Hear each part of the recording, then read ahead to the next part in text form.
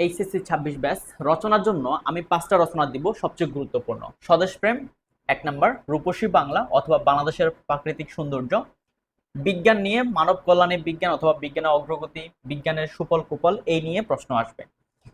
বাংলাদেশের পোশাক শিল্প এবং মাদকাসক্তির অভিশাপ, এই 5টা হচ্ছে সবচেয়ে গুরুত্বপূর্ণ। এই 5টা কি সবচেয়ে গুরুত্বপূর্ণ, আশা করা যায় এখান থেকে কমন পেয়ে যাবেন।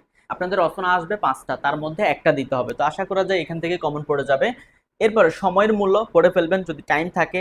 যারা আগে শিখছেন তাদের জন্য তো তারা তো আরো বেশি পড়তে পারবে, কিন্তু যারা আগে কম পড়াশোনা করছেন তাদের জন্য এই 5টা একদম ম্যান্ডেটরি, পড়তেই হবে। আচ্ছা, সময়ের মূল্য, জুলাই আন্দোলন অথবা বৈষম্য বিরোধী ছাত্র আন্দোলন এইগুলো এখন কম গুরুত্ব হয়ে গেছে, বাট একটু পারলে পড়ে ফেলবেন আর কি। এই বিশেষ চেতনা, আন্তর্জাতিক মাতৃভাষা দিবস, সাম্প্রদায়িক সম্প্রীতি, জলবায়ু পরিবর্তন ও তার প্রভাব, নারী শিক্ষার গুরুত্ব। তবে এই 3টা না পড়ে আপনি শেষে 2টা পড়েন, জলবায়ু পরিবর্তন ও তার প্রভাব, নারী শিক্ষার গুরুত্ব। আশা করা যায় এখান থেকে কমন পেয়ে যাবেন। তবে এখন একটা গুরুত্বপূর্ণ কথা বলবো, সেটা হচ্ছে আপনি এখন পুরো রচনা বসে বসে মুখস্থ করার দরকার নাই। আপনি কি করবেন জানেন?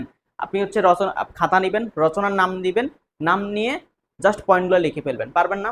পয়েন্ট লিখে ফেলবেন, পয়েন্টগুলো কয়েকবার পড়বেন, 8-10 বার পড়বেন। মানে একটা রচনার আপনি পয়েন্টগুলো 10 মিনিট পড়বেন বা 5 মিনিট পড়বেন। পড়লে কি হবে, আপনার রচনার পয়েন্ট মুখস্থ থাকবে। পয়েন্ট মুখস্থ আপনি পরীক্ষা হলে গিয়ে লিখতে পারবেন, স্বাভাবিক। পরীক্ষার হলে গিয়ে আপনি কোথা থেকে যে লিখবেন এই পয়েন্ট অনুযায়ী সেটা আপনি নিজেও জানেন না, আপনি লিখতে পারবেন, কিন্তু আপনি যদি এখন রচনা মুখস্থ করতে যান নতুন করে, পারবেন না ভাই। আপনার এত পড়াশোনা চাপে নিতে পারবেন না, মনেও থাকবে না। আপনার সবচেয়ে সহজ উপায় হলো, ধরুন স্বদেশপ্রেম লিখলেন, আপনি হচ্ছে পয়েন্টগুলো লিখে ফেললেন, 7টা 8টা 10টা পয়েন্ট লিখে ফেললেন, মুখস্থ করে ফেলেন, পরীক্ষা হলে গিয়ে দেখবেন যে আপনি ওই পয়েন্ট অনুযায়ী আপনি লিখতে পারবেন, কারণ আপনি তো বাসায় একবার পড়াশোনা করবেন। আপনি স্বদেশপ্রেম পয়েন্ট লিখে আপনি একবার রিডিং দিবেন, দেখবেন যে আপনি ইনশাল্লাহ পরীক্ষা হলে গিয়ে পারবেন। বাট আপনি যদি এখন স্বদেশপ্রেম যদি রচনা মুখস্থ করতে যান বা কয়েকবার পড়তে যান, অনেকবার যদি রিভিশন করতে, টাইম এত পাবেন না ভাই, টাইম কম। ঠিক আছে, এইভাবে করে পড়েন। আর যারা আগে পড়াশোনা করছেন, যারা আগে পড়ছেন তাদের হিসাব ভিন্ন ভাই, তারা পারবে, তারা লিজেন্ড, তারা পারবে। কিন্তু যারা পড়াশোনা করে নাই তাদের জন্য এখন সহজ নিয়ম হলো জাস্ট পয়েন্ট লিখে মুখস্থ করে ফেলা, কেমন?